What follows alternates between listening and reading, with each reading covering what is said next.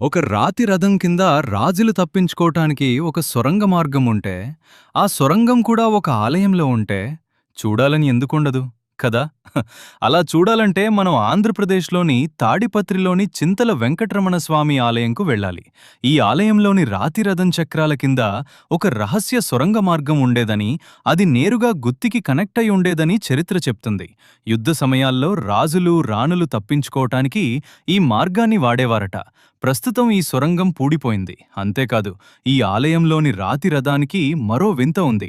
ఏటా ముక్కోటి ఏకాదశి సమయంలో సూర్యోదయ కిరణాలు తూర్పు గోపురం గుండా వచ్చి ఈ రాతి రథంలో ఉన్న చిన్న రంధ్రాల గుండా ప్రయాణించి సరిగ్గా 70 మీటర్ల దూరంలో ఉన్న మూలవిరాట్ వెంకటరమణ స్వామి పాదాలపై పడతాయి. ఇది విజయనగర శిల్పుల అద్భుత ఇంజనీరింగ్ నైపుణ్యానికి నిదర్శనం కదా. మరి మీ నైపుణ్యంతో మన ఛానల్ను సబ్స్క్రైబ్ చేయండి.